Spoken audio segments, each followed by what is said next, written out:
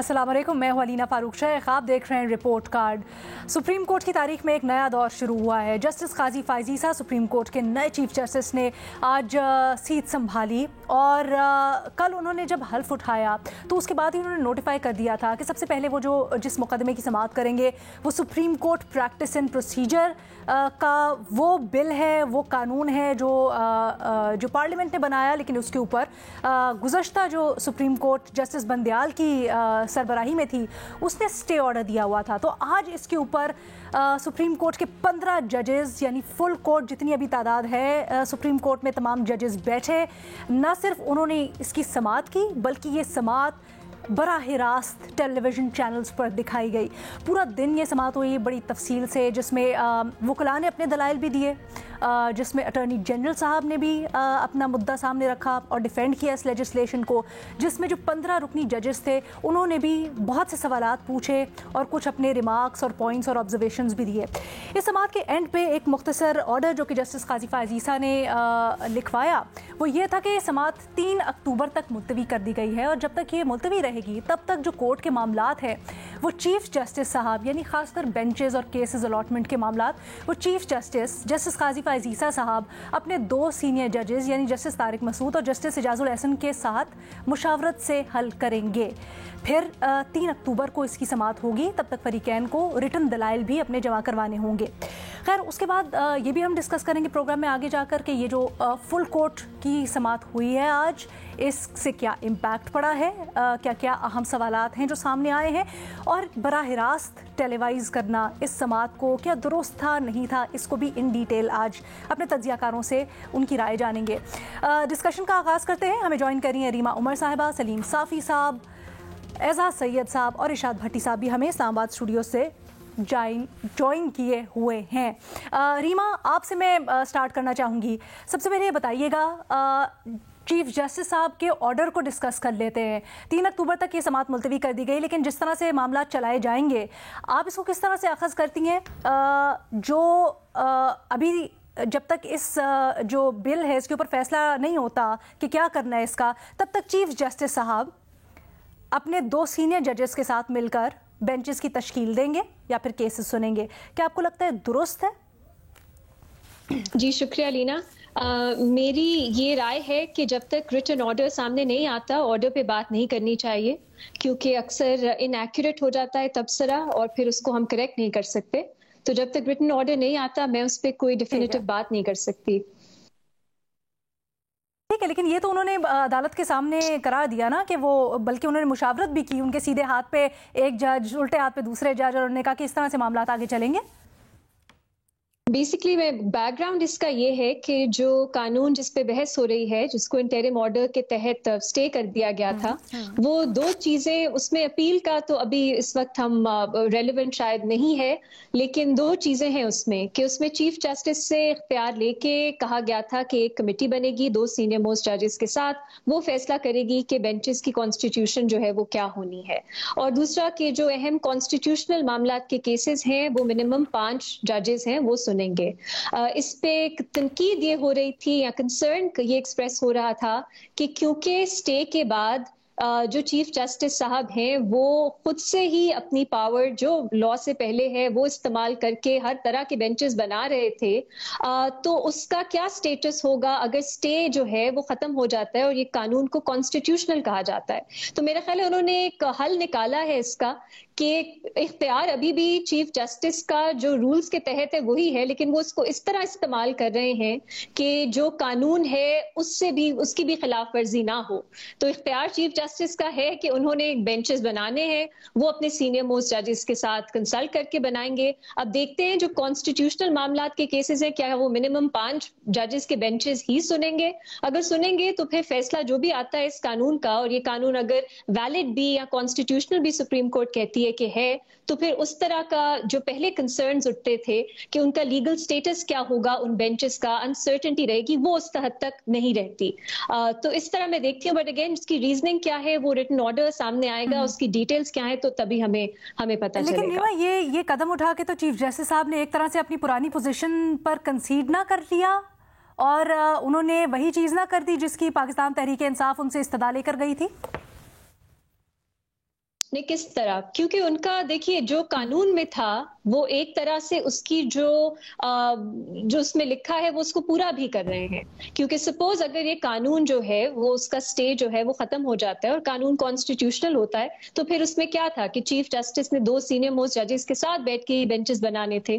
تو ابھی وہ وہی کر رہے ہیں، لیکن جو وہ ان کی رولز بھی ان کو یہ اختیار دیتے ہیں، قانون تو ضروری نہیں ہے ان کو اختیار یہ دے. تو یہ میرا خیال ہے ایک مڈل وے ہے، اور اس میں مجھے کچھ حرج فی الحال نظر نہیں آتا. لیکن ان کی کیا ریزننگ ہے یہ دیکھتے ہیں، کیونکہ کورٹ کا معاملہ بھی آگے چلنا ہے. پوائنٹ یہ ہے کہ جو 3 ججز تھے جنہوں نے فیصلہ کرنا تھا وہ ابھی وہی فیصلہ کر رہے ہیں. تو اس میں کچھ ابھی ایسا نہیں ہوا کیونکہ کانسٹیٹیوشنل بینچز کے اوپر بھی بہت سارے نکات تھے، بہت سارے سوال تھے جو آج کورٹ نے بھی اٹھائے، اور ایڈریس ہونا بڑا ضروری ہے کہ 3 ہی ججز کیوں، اور کیا یہ اختیار 3 ججز کو بھی دینا جمہوری ہوگا نہیں ہوگا، so on and so forth. But آپ سمجھتی ہیں کہ فی الحال یہ اچھا طریقہ، کیونکہ دونوں سائڈز کے جو کنسرنز ہیں وہ ایڈریس ہو رہے ہیں. جو کہتے ہیں یہ اختیار سپریم کورٹ یا چیف جسٹس کا ہی ہے، تو یہ چیف جسٹس خود ہی اختیار اپنا استعمال کر رہے ہیں. لیکن جو کہتے ہیں کہ جو قانون میں ہے ایسا نہ ہو کہ قانون کانسٹیٹیوشنل ڈکلیئر ہو جائے، وہ انفورس کرنا پڑے، اور جو اس وقت سب ہو رہا ہے وہ اس قانون کے خلاف ہو، وہ بھی پورا ہو گیا ہے. کیونکہ چیف جسٹس صاحب جو ہیں وہ 2 سینئر ججز سے ڈسکس کر کے ہی بنائیں گے. اور اب دیکھتے ہیں، یہ میرے لیے انٹرسٹنگ ہوگا کہ اگر کانسٹیٹیوشنل کیسز وہ اب جو سنیں گے 184(3) کے کیسز سنیں گے تو کیا وہ منیمم 5 ممبر بینچ بنائیں گے یا نہیں بنائیں گے، کتنے ججز ہوں گے. اور بھی چیزیں جس کو ہم نے ایڈریس کرنے میں ذرا کوئکلی سب کا انیشل ٹیک اوے لے لوں. ارشاد بھٹی صاحب، یہ جو جیسے ریما کہہ رہی ہے ایک مڈل گراؤنڈ ان کے مطابق تلاش کرنے کی کوشش کی گئی ہے، آپ متفق ہیں اس سے؟ آپ کو لگتا ہے یہ اچھا ایک احسن فیصلہ تھا؟ میڈم شیخ، آج چیف جسٹس آف پاکستان مطلب 29ویں chief justice of Pakistan justice Faez Isa قاضی صاحب کا پہلا دن ہے. آج شبھ باتیں کرنی چاہیے. مجھے پہلے تو یہ اچھا لگا فل کورٹ جو انہوں نے بنایا، اجلاس ہوا، اچھا لگا، لائیو کوریج اچھی لگی، اور بہت اچھا لگا تقریب حلف برداری میں بیگم چیف جسٹس کا ساتھ کھڑے ہونا. آج میری بیگم ہوتی وہ بہت خوش ہوتی، اور مجھے اندر سے بڑی خوشی ہوئی. اور میڈم شیخ کے یہ تاثر جانا کہ آج جو میں پچھلے جب سے وہ چیف جسٹس بنے ہیں کہ وہ چیف جسٹس آف پاکستان ہوں گے، اچھی بات ہے. یہ تاثر کہ اب سپریم کورٹ متحد ہو گئی ہے یا متحد نظر آ رہی ہے، اچھی بات ہے. یہ تاثر کہ اب سپریم کورٹ میں کسی کی بھی سہولت کاری نہیں ہوگی، سارے یہ کہہ رہے ہیں، چلو ٹھیک ہے، اچھی بات ہے. یہ تاثر کہ اب سپریم کورٹ کے فیصلے مانے جائیں گے، تماشا نہیں بنائے جائیں گے، اچھی بات ہے. اور یہ جو پریکٹس اینڈ پروسیجر ایکٹ ہے جو ایک جعلی اور ادھوری اسمبلی نے بنایا، اور ٹائمنگ جس کی بڑی خراب تھی، اور نیت جس کے پیچھے بڑی خراب تھی، اور جس میں آخری لمحوں میں میاں محمد نواز شریف صاحب کی وہ ڈالی انہوں نے کہ نظر ثانی اپیل، اور تب انہوں نے چیف جسٹس سابقہ چیف جسٹس کے خلاف بنایا جب وہ از خود نوٹس لے کر 2 صوبوں کے الیکشن کی بات کر رہے تھے. تو یہ سپریم کورٹ کی ثوابدید ہے، وہ کیا کرے یا کیا کرتی ہے. لیکن میں انہیں چیف جسٹس آف پاکستان کو خوش آمدید کہتا ہوں، اور ان پر بہت بھاری ذمہ داری ہے. اس وقت آئین ٹوٹ چکا ہے. آج انہوں نے کئی دفعہ آئین کی بات کی کہ وہ آئین پاکستان کے ساتھ کھڑے ہیں. آئین ٹوٹ چکا ہے، سپریم کورٹ تقسیم ہے، یا اس کو تھی کر لیں ایک اچھے جیسچر میں تو ٹھیک ہے.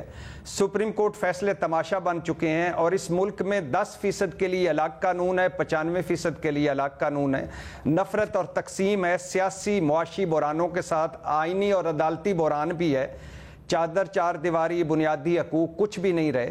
بہت اہم مقدمے ہیں میڈم شیخ سپریم کورٹ میں. نظام انصاف میں بنیادی اصلاحات کی ضرورت ہے. لوور جوڈیشری عام آدمی تک بر وقت انصاف پہنچانا اہم ضرورت ہے. یہ لمبا سفر ہے اور مشکل ترین سفر ہے، مگر اگر 13 مہینوں میں چیف جسٹس فائز عیسیٰ قاضی صاحب کے دور میں اس کا آغاز ہو جائے، اور اگر ضرورت، آخری بات میڈم شیخ، اگر ضرورت ہے پڑے تو ایسا وقت آ جائے, اس سفر کا ایسا آغاز ہو جائے کہ اگر ضرورت پڑے تو ہمارے لیے بھی, عام آدمی کے لیے عدالتیں رات کو کھلیں, ہمیں بھی چھٹی والے دن انصاف ملیں, ہمیں بھی گھر کی بیسمنٹ نہ صحیح گھر کے دروازے پر انصاف ملے, ہماری زندگیوں کی بھی گارنٹیاں مانگی جائیں, ہماری درخواست بھی صبح جائے اور دوپہر کو فیصلہ ہو جائے, ہم بیمار پڑے ہمارے بھی پلیٹلیٹس چیک کیے جائیں, ضرورت پڑے ہمیں گھر یا بیرون ملک علاج کروانے کی سہولت مل جائے, اور آخری بات ہمیں بھی سیریس نوٹ پہ عدالت میں جائیں تو گڈ ٹو سی یو کہا جائے, تو اس سے اچھی بات اور کیا ہے, اور مجھے چیف جسٹس سے آج پہلے دن یہی امید ہے. اوکے سلیم صافی صاحب, آپ کس طرح سے دیکھتے ہیں یہ جو آرڈر کیا گیا سپریم کورٹ کی ورکنگ, جب تک پریکٹس اینڈ پروسیجر کا فیصلہ نہیں ہوتا تب تک چیف جسٹس کی سربراہی میں جو 3 رکنی بینچ انہوں نے کہا ہے اس قانون کے مطابق وہ کرے گا, لیکن انہوں نے اس کی ریزننگ تھوڑی سی مختلف لی ہے. دیکھیے, سب سے پہلے تو جسٹس فائز عیسیٰ صاحب کا چیف جسٹس آف پاکستان بننا یہ سبق ہے صاحب اختیار اور طاقتور لوگوں کے لیے, اور یہ ہم سب کو یہ درس دیتا ہے کہ ایسا نہیں ہے کہ جو طاقتور چاہے وہی ہو کر رہے گا. اگر طاقت اور اس کے لحاظ سے ہوتا تو جسٹس فائز عیسیٰ کا بچنا اور بحیثیت جج برقرار رہنا یہ بالکل ناممکنات میں سے نظر آ رہا تھا, کیونکہ اس وقت کی بے مہار اسٹیبلشمنٹ وہ ان کے پیچھے پڑی تھی, ان کو ہٹانا چاہ رہی تھی. اس وقت کی حکومت عمران خان صاحب اور پھر ان کے شہزاد اکبر اور فاروق نسیم اور یہ سارے لوگ پیچھے پڑے ہوئے تھے. اس سے بڑا ظلم یہ تھا کہ میڈیا کا ایک بڑا حصہ ان کی اور ان کی اہلیہ کی کردار کشی میں لگا ہوا تھا, اور اس سے بھی بڑا ظلم کہ ان کے کولیگز بعض ججز وہ بھی اس گیم میں ان کے خلاف حصہ دار بنے تھے, اور ان کی اہلیہ اور ان کو جتنا ٹارچر کر سکتے تھے انہوں نے کیا.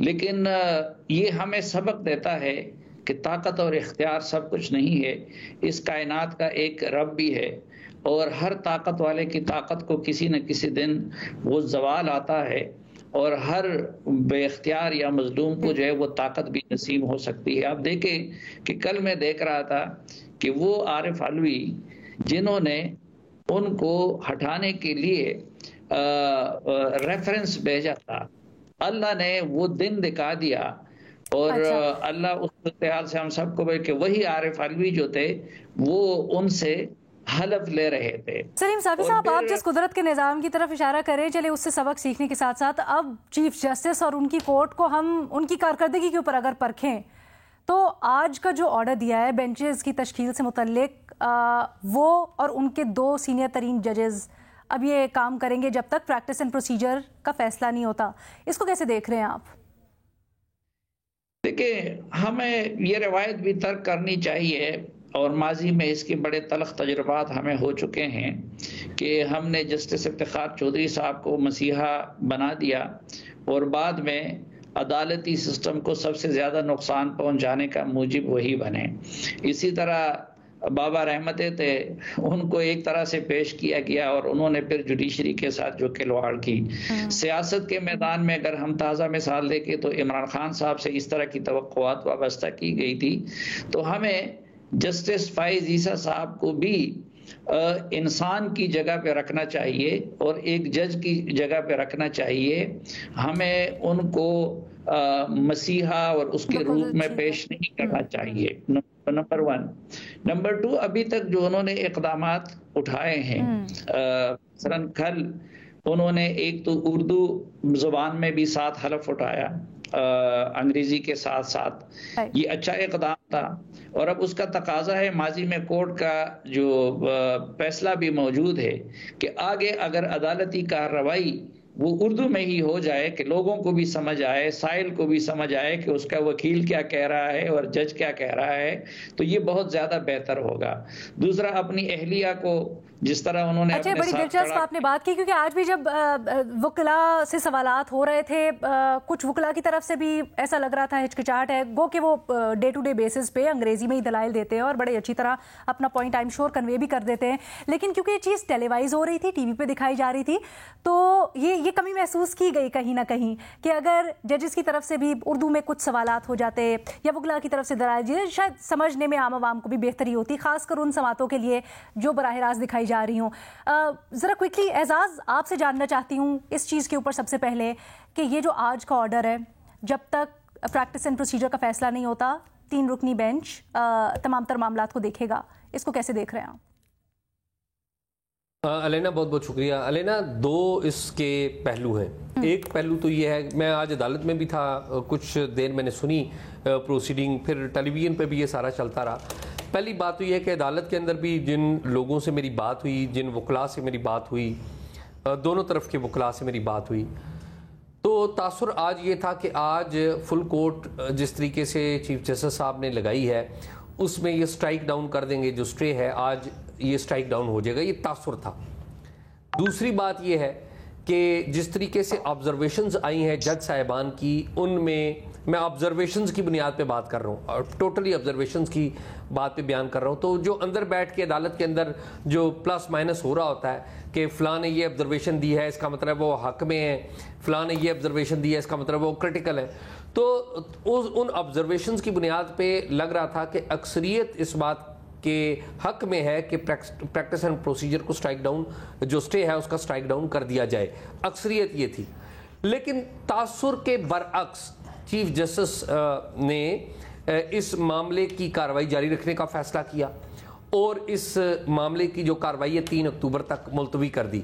अब उजलत का मुजाहरा किया जाता या अपनी ख्वाहिश का मुजाहरा किया जाता, क्योंकि चीफ जस्टिस साहब 1-2 दफ़ा रिमार्क्स दे चुके हैं. उमर अताब बंदयाल साहब की अदालत जब हुआ करती थी तो तब भी ये राय का इजहार कर चुके हैं कि जो पार्लियामेंट का बनाया हुआ कानून है वो बेहतर होता है दैन दी जो सुप्रीम कोर्ट को नहीं करना चाहिए. मतलब उनका पॉइंट ऑफ व्यू इस हद तक लोगों के इल्म में है.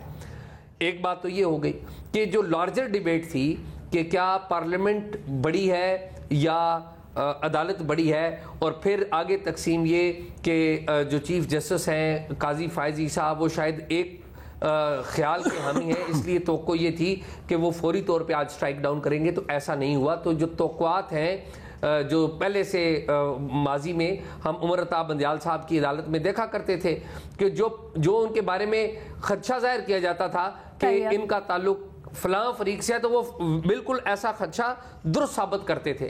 इन्होंने ये नहीं साबित किया. इन्होंने अपने कंडक्ट से साबित किया है कि ये प्रोसीजर पर अमल करेंगे, प्रैक्टिस भी करेंगे. और मैं अब आपको ये भी बात बताऊं कि देखिए प्रैक्टिस एंड प्रोसीजर के ऊपर स्टे तो अभी कायम है, अदालत केस सुन रही है, लेकिन इन्होंने अनाउंस किया कि मैं अपने 2 सीनियर जजेस के साथ मुशावरत करूंगा. मतलब इसका क्या है कि ये इन्होंने अपनी प्रैक्टिस शुरू कर दी है और 2 सीनियर जजेस में से एक जज साहब जो हैं मोअज़्ज़ज़ जज साहब, उनकी तो लिखी पड़ी राय है कि वो प्रैक्टिस एंड प्रोसीजर के हक में नहीं है. ठीक है, तो ये मेरे ख्याल में अपने साथ इन्होंने प्रैक्टिस शुरू कर दी है इसकी, ताकि वो लोग जो शायद इस बात के हामी नहीं हैं वो शायद इसकी प्रैक्टिस देखें तो शायद वो भी इसकी इफादियत से आगाह हों. तो मेरा ये ख्याल है कि चीफ जस्टिस साहब का आज पहला दिन नहीं था, उनका आज पहला इम्तिहान था. अगर आज ही के दिन कोई स्पीकिंग कोई फैसला जारी कर देते, लोग जिस तरह तवक्को कर रहे थे कि जी चीफ जस्टिस साहब तो इस पर्टिकुलर ख्याल के हामी हैं, वो अपने ख्याल के मुताबिक फैसला कर देते, तो इसका मतलब ये था कि चीफ जस्टिस साहब फेल हो गए. मेरा ये ख्याल है कि पहला दिन था चीफ जस्टिस का. बट एजाज ये तो कोई पॉइंट स्कोरिंग गेम तो नहीं थी ना, ये तो एक कानून को परखने का, उसके मेरिट्स के ऊपर एक समाअत थी. क्या उस कानून को मेरिट्स के ऊपर परखा गया और आपने कहा कि उन्होंने अमल दरामद शुरू कर दिया आपके मुताबिक, तो क्या दुरुस्त किया ये? नहीं, मैं ये अर्ज कर रहा हूं कि उन्होंने जो स्टे है वो बिल्कुल मौजूद है, स्टे बिल्कुल कायम है. लेकिन उन्होंने अपने जो साथी जजेस हैं जिस बात पे वो फेथ रखते हैं उनसे मुशावरत का आगाज कर दिया. मैं ये समझता हूँ बिल्कुल ठीक है कि वो जिस बात पे, और कल कला अगर अक्सरियत ये फैसला करेगी, अगर जज अक्सरियत की तादाद में फुल कोर्ट में फैसला हो जाता है कि नहीं ये कानून ठीक है या ये कानून गलत है, तो वो फैसला आ जाएगा. असल बात क्या है इसमें? असल बात ये है कि जो जज साहिबान इनके साथ मुशावरत में हैं, जो सीनियर जजेस हैं इनके बाद, उनके बारे में आम तासुर यही था कि वो चीफ जस्टिस काजी फायज ईसा के हम ख्याल जज नहीं हैं. उमर अताब बंदयाल साहब की जब अदालत हुआ करती थी, जब वो चीफ जस्टिस हुआ करते थे, तो یہ بات بڑی کلیئر تھی کہ یہ جو جج صاحبان ہیں جو ابھی آپ کے خیال میں کہ جو گزشتہ دور میں کچھ تاثرات قائم ہو گئے تھے عدلیہ سے متعلق، کہیں نہ کہیں ان کو زائل کیا گیا ہے آج؟ یہ سوال میرا خیال ہے، میں یہ کہہ رہا ہوں جی میں علینا یہ کہہ رہا ہوں کہ جو توقعات ہوتی تھی نا کہ عمر عطا بندیال صاحب کی عدالت سے توقع خیال ظاہر کیا جاتا تھا کہ وہ ان کے اوپر الزام آتا رہا نا کہ وہ ساس صاحبہ ان کی کسی خاص جماعت سے تعلق رکھتی ہیں، پھر بعض سیاسی جماعتوں نے بھی ان کے اوپر الزام لگایا، ان کا کنڈکٹ یہ بات ثابت کرتا تھا، وہ بار بار یہ ثابت کرتے تھے وہ بالکل ایک خاص جماعت ایک خاص فریق کی طرف ہیں، وہ اپنے کنڈکٹ سے، لیکن انہوں نے یہ ثابت نہیں کیا، which is a good thing۔ Okay اعزاز، آئی تھنک یہ اہم پوائنٹ ہے، اس کو آگے جا کے ڈسکس کرتے ہیں کہ آج جو ٹیلی وائز کی گئی ہے سماعت، اس سے جو عدالت سے متعلق کچھ تاثرات تھے اور عدالت سے متعلق کچھ شکوے شکایات بھی تھے عوام کے، کیا ان کو لے کر اعتماد بحال ہوا ہے، فائدہ ہوا ہے، یا پھر اس کے برعکس؟ ایک بریک کے بعد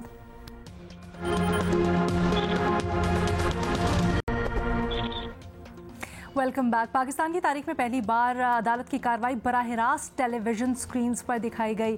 اب عدالتی جو کارروائی ہے، خاص کر عدالت عظمیٰ سے متعلق بہت سے تاثرات اور شکایات تھیں عوام کی، خاص کر پچھلے دور میں۔ آج کی کارروائی ٹیلی وائز کرنے سے کیا فائدہ ہوا، کیا مقصد تھا، یا پھر اس کے برخلاف؟ اپنے تجزیہ کاروں سے اس کے اوپر رائے جانتے ہیں۔ ریما، آپ کیسے دیکھتی ہیں ٹیلی وائز کرنے کے اس فیصلے کو؟ علینا، 3-4 چیزوں پہ میں بات کرنا چاہتی ہوں۔ پہلی، تھوڑا سا کانٹیکسٹ۔ آپ کو یاد ہوگا جب جسٹس قاضی فائز عیسیٰ، اب چیف جسٹس، ان کی ریویو پٹیشن جو تھی وہ سپریم کورٹ میں سنی جانی تھی، انہوں نے درخواست کی تھی کہ یہ لائیو ٹیلی کاسٹ ہونی چاہیے۔ اس وقت 10 رکنی سپریم کورٹ کا ایک بینچ تھا، اس نے فیصلہ کیا 6-4 سے کہ نہیں ٹیلی کاسٹ ہونی چاہیے۔ انہوں نے یہ مانا کہ right to information public interest کا معاملہ ہے اور یہ ہونا چاہیے، لیکن انہوں نے کہا کہ پہلے ایک فل کورٹ میٹنگ ہوگی، اس میں جو سپریم کورٹ ہے وہ ڈیسائیڈ کرے گی اس کی ڈیٹیلز کیا ہونی چاہیے، اس کی موڈالٹیز کیا ہونی چاہیے۔ یہ میرے خیال ہے اپریل 2021 کی بات ہے۔ اب سپٹمبر 2023 آ گیا ہے، 2.5 سال گزر گئے ہیں، فل کورٹ میٹنگ جو ہے وہ نہیں بلائی گئی اور اس پہ کوئی فیصلہ نہیں کیا گیا۔ تو یہ ہے کانٹیکسٹ، یہ بہت عرصے سے اس پہ بات ہو رہی ہے اور supreme court by and large اس پہ ایکسیپٹ ہی انہوں نے کیا کہ یہ ایک اچھی چیز ہے، امپورٹنٹ چیز ہے۔ دوسری، ایک میں تھوڑا گلوبل پرسپیکٹو دینا چاہتی ہوں کہ دنیا میں سپریم کورٹس جو ہیں اور ہائی کورٹس خاص طور پہ وہ اسی ڈائریکشن میں جا رہی ہیں۔ پچھلے سال انڈین سپریم کورٹ نے بھی اپنی جو کانسٹیٹیوشنل بینچز کی جو پروسیڈنگز ہے وہ لائیو ٹیلی کاسٹ کرنا شروع کی۔ اس کے علاوہ ساؤتھ افریقہ، کینیا، برطانیہ میں جو سپریم کورٹ ہے وہ سب اپنی جو پروسیڈنگز کانسٹیٹیوشنل کورٹس کی ہیں وہ براہ راست جو ہیں وہ ٹیلی کاسٹ کرتی ہیں۔ کچھ اور جورسڈکشنز میں کچھ ڈیلے ہوتا ہے۔ امریکہ کی سپریم کورٹ سٹینڈز آؤٹ، وہ صرف آڈیو الاؤ کرتی ہیں، ویڈیو الاؤ نہیں کرتی، اس کے بھی ان کے اپنے ریزنز ہیں۔ تو یہ سمجھنا ضروری ہے کہ یہ پاکستان کوئی پہلا ملک نہیں ہے، نہ ہی کوئی بہت ایسی انوکھی ایکسیپشنل چیز کر دی سپریم کورٹ نے۔ دنیا میں اب ڈائریکشن یہی ہے، اب ہم دیکھیں گے مور اینڈ مور کورٹس جو کانسٹیٹیوشنل ایشوز خاص طور پہ پروسیڈنگز جو ہوتی ہیں ان پہ وہ کسی نہ کسی شکل میں ٹیلی کاسٹ ہوں گی، چاہے وہ لائیو ہو، ڈیلے پہ ہو، پلیٹ فارمز فرق ہو سکتے ہیں۔ تیسری بات علینا، اب ہم دیکھتے ہیں کہ گڈ ٹو سی یو یا کیا ہم بے غیرت ہیں، اس طرح کے جو کامنٹس آلریڈی ہم ٹکرز میں دیکھتے ہیں، اب اس کے ساتھ ہم ایک شکل بھی دیکھ سکیں گے، اس کے ساتھ ہم آواز بھی سن سکیں گے۔ تو جو ٹک ٹاکرز ہیں، یوٹیوبرز ہیں، ان کو بہت زیادہ مٹیریل مل جائے گا۔ اور یہ ہم دنیا بھر میں دیکھتے ہیں، جب سے بھارت کی سپریم کورٹ نے الاؤ کیا ہے، آپ دیکھیں کہ کس طرح کی میمز بنتی ہیں، ویڈیوز بنتی ہیں۔ تو سپریم کورٹ کو اس کو لینا پڑے گا ان دیئر سٹرائیڈ، کیونکہ یہ جو ہمارا اس کا پیمانہ کیا ہوگا ریما؟ اس کا پیمانہ کیا، یہ کیسے طے ہوگا کہ کون سی درخواست ٹیلی وائز کی جائے گی، کون سی نہیں کی جائے گی؟ علینا، یہ دیکھنا ہے، کیونکہ یہ مجھے نہیں معلوم فل کورٹ میٹنگ میں کیا ڈیسائیڈ ہوا۔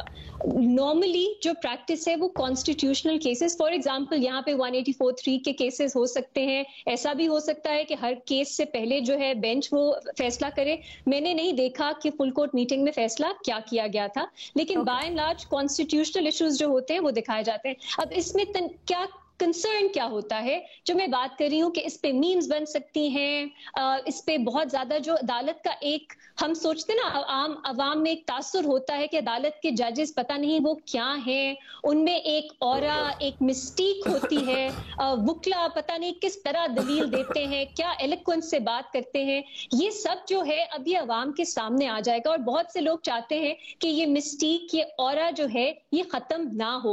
मैं आज देख रही थी कमेंट्री सोशल मीडिया पे, बहुत से लोगों के लिए तो खत्म हो गई, एक ही दिन में खत्म हो गई, क्योंकि उन्होंने देखा असल में किस तरह जो है वो आर्गुमेंट होती है, जजेस का रवैया किस तरह का होता है। लेकिन bye and large Alina, constitutional matters में खास तौर पे ये पब्लिक की राइट है कि अदालत इस तरह से अवाम से इंसुलेटेड ना हो।